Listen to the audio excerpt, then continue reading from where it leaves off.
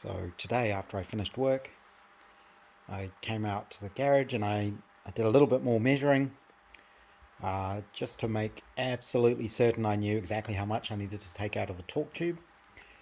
So I put a piece of angle iron across the back of the mounting on the gearbox. So that's kind of a flat flange there. When you set up the torque tube, you actually put shims in there to give the right amount of free play in the torque tube so that it can actually move and it doesn't just lock up. So I put that across the car. I had to shuffle the spare engine backwards and forwards a little bit on its mounting bars, just to make sure that this rod was perfectly aligned across the car.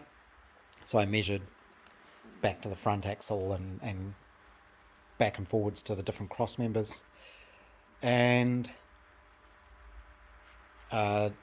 measuring that up from that flange to the I put a straight edge down the face of the diff there, and or the face of the axle housing, and made sure that that was completely upright in relation to that, and then measured the distance, and that just confirmed that yes, I did need to take 10 inches out of the torque tube length. So I marked that up properly this time and cut that out with the angle grinder. It's a bit hard to see, but it's raining outside today, so I had to do that inside. I really don't like doing grinding in the garage if I can help it, just because I don't like the grinding dust going everywhere, which is why the engine's all completely covered up now. But if I do it down low, the dust doesn't fly around everywhere, so it wasn't too bad. But it is very thick tubing. That must be 1/4 of an inch thick tube for that torque tube, so it's very solid. So that's cut off, that end is cleaned up. I got the rivets out of the housing. These are what was holding it in, the tube into the casting on the end. So these are fairly beefy rivets. With some of them I drilled them out, and then I realized I didn't need to do that. I was actually able to just punch them out with a strong enough punch. And the next problem is going to be getting the remains of the tube inside there out of that housing. I set it up in the press here, just being optimistic that it would just press out. Of course it won't. It's going to need a lot more work than that. I think what I'm going to have to do is get the press out outside, if I can do it, if it's not raining, and heat up all the way around that tube with the oxyacetylene to get it nice and hot, and then there may be a chance of pushing that tube out. I also have penetrating oil soaking around it as well. I don't think that's actually going to make much difference. So either I'm going to be able to press it out, although this is only a 12-ton press, it might not be enough. I could try hammering it out with a big steel drift and a big hammer. I think whatever I do, it's going to take quite a bit of heat just to try and expand that housing so that the tube will come out. Even then, I don't really like my chances, and I may end up having to take this to a decent engineering shop with a decent press and see if they can press it out for me. But once I do that, I then have the problem of I have to get that back onto the end of the torque tube. So obviously this will slide inside there. This will probably need a bit of a cleanup, maybe just with some emery paper, just to make sure there are no burrs or anything, and it's nice and smooth. I will Loctite that in place, of course, and drill through and either re-rivet it somehow, or I've heard of people just welding it, so you effectively plug weld through the casing, or else use sort of modern high tensile bolts or something. You can sort of see that's the depth you've got to play with. The head of the rivet there, that was on the inside of the tube. So there has to be clearance, obviously, for the drive shaft to go through the middle. But if I can get all that back together, I am going to have to get the drive shaft shortened anyway. I can't do that myself. So even if I have to, I can take all this to the drive shaft guy I know, and I'm pretty sure he does this kind of stuff all the time. He does a lot of work with four-wheel drives, and I know he does a lot of stuff with drive shafts and balancing drive shafts and reassembling axles and things. So this is probably an easy job for him if I need help. It's interesting mentioning the Loctite, which obviously holds those pins in the back there really well. But these were the new half shafts I got, rear half shafts and hubs, mainly because one of the old ones I had it looked like it had been brazed into the hub. I just didn't trust it. I just wanted to replace them. But you can see these are actually held in with Loctite as well. Don't think there's any other sort of pins or anything on there. It's splined. And yeah, it just seems to be Loctite holding it in. So it's definitely strong stuff. Not much progress tonight. I've had a go at trying to get the remains of the end of the torque tube out of the casting for the diff, and I haven't been able to shift it a millimeter. I tried heating it up. I tried it in the press, and basically all I succeeded in doing is breaking the press. This is bent. It's all deformed. So this will need rebuilding at some point, maybe a little bit stronger. So I don't know how much force I had on there, but it was a lot. I used the oxyacetylene to get everything nice and hot. It wasn't red hot or anything like that, but it was hot. That still didn't help. I've tried drifting it out with a big high tensile steel drift, whacking on the end. That didn't shift it. So I tried heating it up again and then cooling down the inside of the pipe. I took it outside and I sprayed water down the inside to try and cool that down while the outside was still hot. That made no difference. I also drilled a hole through the side of the remnants of the tube. It was easy enough to drill. It doesn't seem to be hardened steel or anything. A drill bit went straight through it. Except then I ended up killing my step drill, just getting the final holes big enough. This was kind of on its last legs anyway. But I managed to drill a hole big enough to fit I think it's 3.5 foot long bar into there, and I clamped this in the vise, hoping that I could put the bar through the hole and sort of wiggle it backwards and forwards and see if I could get any sort of movement out of it. And that didn't work either. The only thing I would succeed in doing there was either breaking my vise or breaking my bench, I think. So that didn't work. I think I may have to admit defeat on this one, and since I have to take it to the guy who's going to shorten the drive shaft for me, I might just give him a call and see if it's something he's going to be able to sort out for me. I guess the worst case would be you'd have to mount this in a big lathe, and you could chop this off and then machine out the remains. I'm sure he'll know how to sort that out. I've wired this onto the end of the torque tube because it would be really terrible to put all of this together, fit this back into the casing, and then realize you hadn't got that on the end, because that's captive on there. That has to go on first. So I'll give him a ring and see what he thinks.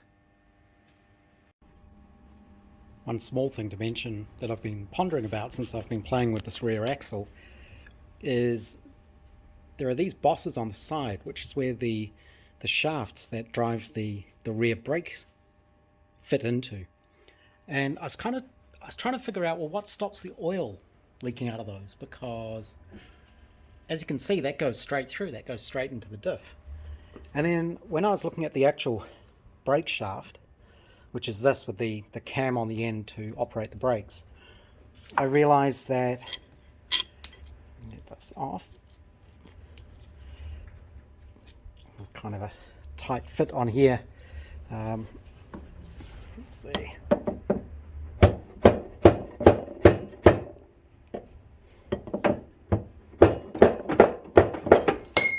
we go. This is one of the levers that this basically fits on there, and there's a clamp in the middle with a little pulley on it that the brake cable wraps around, and this lug here is for the return spring that goes between here and this mounting point here. So that's what rotates those shafts back to their normal position when the tension comes off the cable, those return springs. And this all kind of rotates together. So this fits into there and rotates around. And you can see where it's keyed on there. There's another piece, a sort of yoke that goes between the two. And this goes on there. I was trying to figure out, well, what stops all the diff oil leaking out? And it looks like it's supposed to. So there's a small hole in the end there, which comes out to the slot, and another hole here. And I guess the idea is that with this in here, there must be some sort of washer, or probably a leather washer or something that goes on there. But some of the oil must sort of slosh around in there and supposedly come out of this hole to lubricate this. It's the only way I can see that working. Unfortunately, when this was all hot, I clamped it in the vise, and my little soft vice jaws dropped off, and the thing was so hot I couldn't put it down. So when I clamped it up, it put little vice marks in the ends there. So I'll probably just have to file those out or smooth those off so that I've got a nice surface there for the whatever seal goes in there. I don't know what it would be.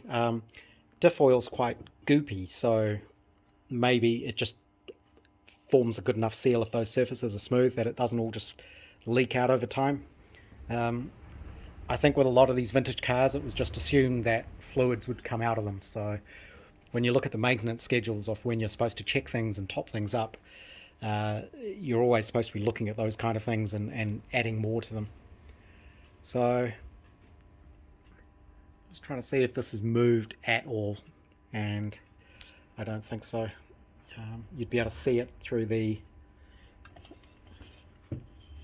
holes. Oh, maybe it's moved just maybe a fraction. It's very hard to tell, but I wasn't having much luck trying to get that out.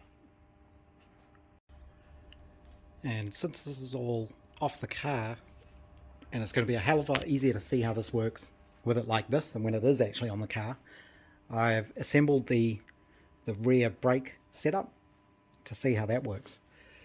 So these are the shafts that go out with the cams that operate the brake shoes. So they go through the back plates, operate those.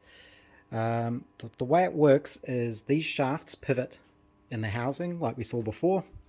I don't think there is any sort of gasket or washer or anything in there, because this is really tight, a tight fit on there. I may just put a little really hard epoxy or something in there just to seal up any of the little marks and things to get that as close as possible. These levers are the ones with the little hooks that go to the springs. There's one on each side. I have to think of which way around this goes, but I believe there's one spring that goes from here up to here. There's a little boss, and then there are two off the proper brake return springs, the same as on the front axles. You need two of them at the back to balance out the two at the front. So these levers are sprung that way, so they're trying to the springs are trying to pull them back like that. The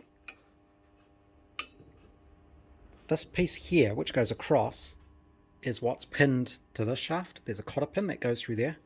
So this shaft turns with this. These brake ones are independent, so they're not pinned to the shaft. And what happens is the foot brake cable is attached to this one. So, at least I think that's right. So when one of them pulls, it transfers. Actually, this doesn't seem quite right. I would think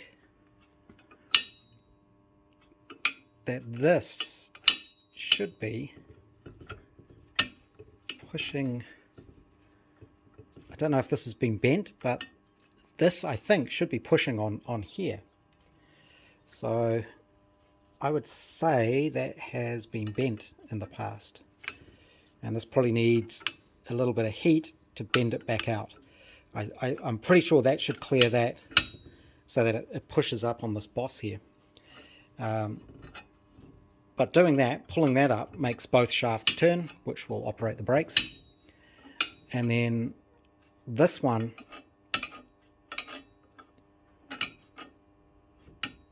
does the same thing, but from this side.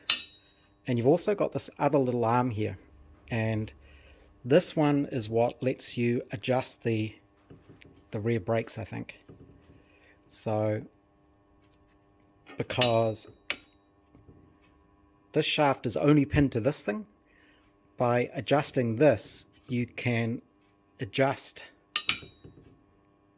the rotation of this in relation to that, and that'll let you set the back brakes. So one of these levers is definitely for the foot brake, and the other one is for the hand brake, and I can't remember which is which. One of them ends up with a rod going to it that goes to the bottom of the handbrake mechanism, and the other one has a it's a little square thing, and then there's a round pulley on it, and the brake cable comes down and around that pulley and then back to the front of the car. So it's one cable that operates all the brakes. At least I think that's how it works. I'm going to check out the angle on this, because I'm pretty sure that should be slightly bent and be clearing this and working on here for that to work. If so, that's an easy thing to gently heat up, and you can carefully bend that. Yeah, I'm pretty sure it should be like that.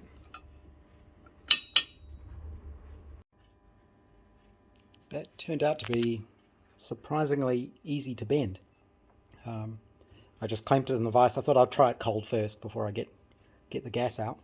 So I just clamped it in the vise and just used the shaft itself as a lever, and it bent pretty easily. So you can see now that clears, and that operates on that lug as it should.